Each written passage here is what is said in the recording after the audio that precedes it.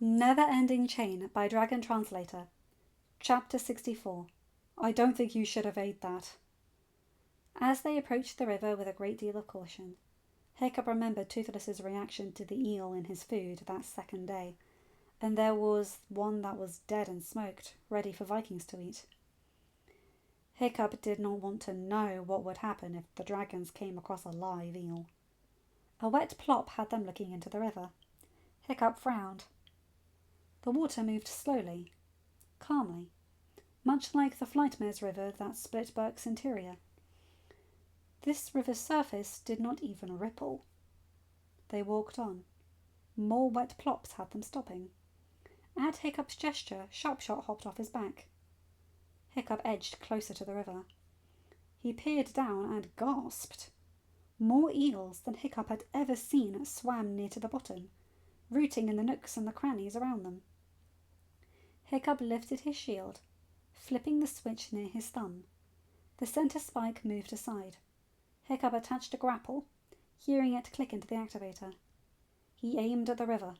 His gaze spotted a solid red eel shifting through some plant growing in mud. Hiccup closed his eyes for a second, breathing in through his nose and out through his mouth. His eyes opened, and on his second intake of air, he tapped the button by his first finger on his exhale. The grapple shot out. A conversation with Mulch about fishing and his shield had Hiccup modifying some of his grapples. Instead of a three-pronged hook designed to wrap around its target and hold fast upon itself, this grapple had a razor-sharp dual point and a hooked barb. The barb would latch into whatever was thrown at it and hold within flesh. Hiccup told Gobber he would never use this version except for fishing for himself and others. He still did not know why Gobber smiled softly and shook his head at that statement. The barb stuck fast. The eel twitched. Thrashed! Hiccup went to step back as he began to reel the fishing line in. His metal leg hit mud. His leg went out. He went towards the water. The shield got tossed in another direction. He had the presence of mind to spin. His back hit the water. The eel scattered. Hiccup shook himself. Looking up, one red eel, as long as his leg and about as round as his dad's waist, stared down at him. A mouth full of teeth that looked like daggers opened. It lunged. Toothless appeared. The eel's head and much of its body disappeared into the Night Fury's mouth. Hiccup blinked but grabbed Toothless's flying rig. Toothless exploded from the water. They stopped on the grass near the river.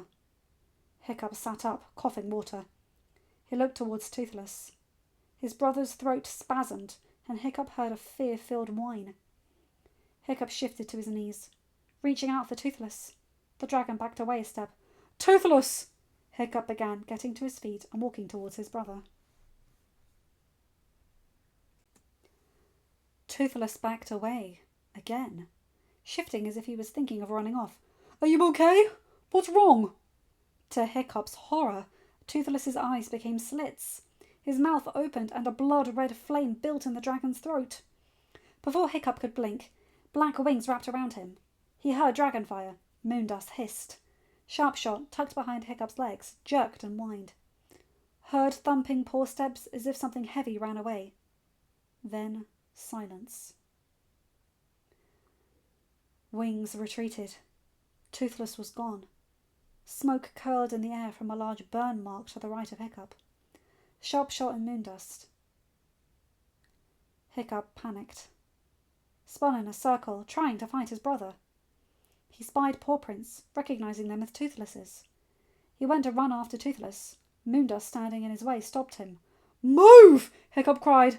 "I have to find Toothless!" Moondust jerked, her sensing lobe flattening against her head. She whined. "Alpha! Toothless is sick!" "All the more reason to find him! Move!" Moondust pawed at the ground, hissing. Hiccup blinked, realizing that thing within him did not rise to coat his words and add its power. He frowned.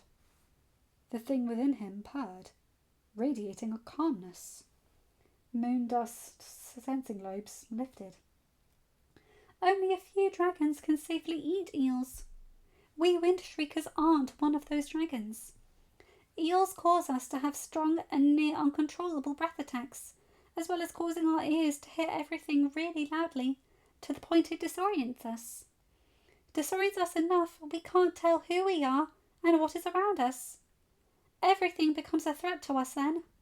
Toothless cannot stop his attacks, and he barely had the strength to aim away from you. Hiccup hissed. He wanted to go after his brother. He needed to go after his brother. Yet he knew it would destroy Toothless if his illness caused Hiccup harm. "If we get him to throw up the eel, will that cure him?" he asked. "Yes, but we must hurry. The longer it stays, the worse his attacks will become. There are other dragons here. They will not take kindly to Toothless disrupting them."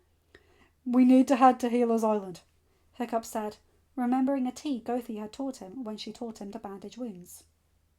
She made him swear to never use the tea unless he had to. It was powerful enough to make whoever took it throw up whatever was in their stomach. When asked why it existed, Gothi had written that she could not be everywhere at once, and sometimes the Viking ate something they were not supposed to.